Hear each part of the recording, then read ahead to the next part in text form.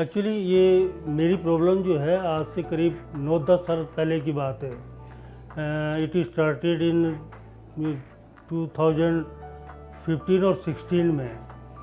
पहले पहले क्या होता था कि बहुत थोड़े समय के लिए 10-15 मिनट के लिए मुझे पाँव में अपने ऐसा बहुत ही अजीब सा महसूस होता था, और लेकिन वो ठीक हो जाता था। इसके बाद जो है टाइम के बाद जो है आस्ते आस्ते ये बढ़ता गया।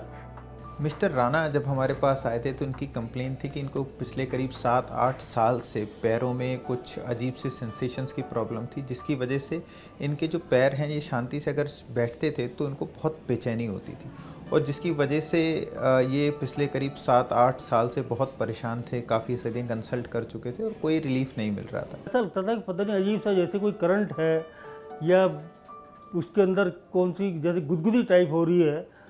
तो कई मैंने न्यूरोलॉजिस्ट से कंसल्ट किया तो वो मेरे पूछते थे कि भाई पेन हो रहा है। मैंने कहा नहीं जी पेन नहीं होता है। कहते स्ट्रेच होता है। मैंने कहा स्ट्रेच नहीं होता है। तो मैं क्या होता है, but I had no word to explain how what actually I was feeling.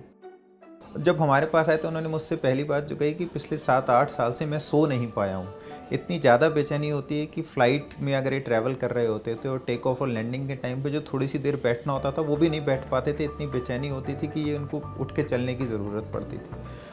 इतना ज़्यादा परेशानी थी कि इन्होंने मुझे बोला कि कई बार मेरा मन किया कि मैं सुसाइड करूँ। 2 या 3-4 दिन तक मैं पूरी दिन में रात को डे नाइट मैं सो नहीं पाता था।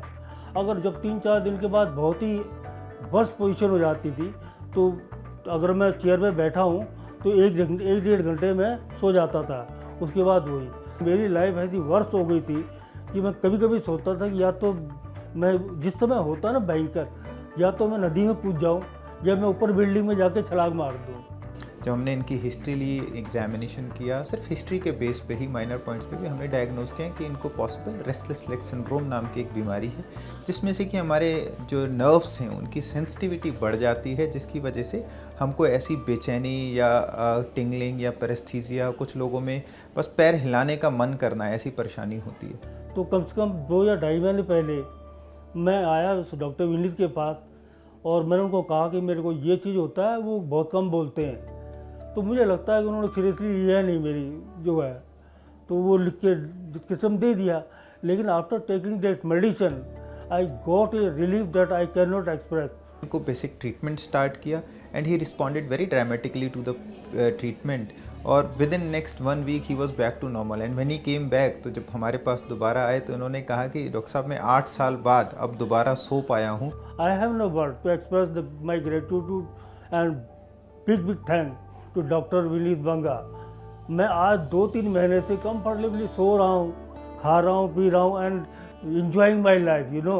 तो मैं क्या कहूँगा, मेरे पास वर्ड नहीं है। तो I am feeling so much better कि अभी मेरी रिटायरमेंट लाइफ है तो मैं उसको इंजॉय कर सकता हूँ अभी। तो दिस इज़ माई स्टोरी। तो इट्स वेरी इंपॉर्टेंट कि हम ये जो डिज़ीज़ हैं इनको इग्नोर नहीं करें। कई बार एक हिस्ट्री का बहुत छोटा सा पॉइंट ही हमें बीमारी के डायग्नोसिस की तरफ ले जाता है, और जब डायग्नोसिस हो जाता है एक छोटा सा ट्रीटमेंट, एक मामूली सी छोटी सी टैबलेट आपके लिए लाइफ चेंजिंग प्रूव हो सकती है। Thank you very much.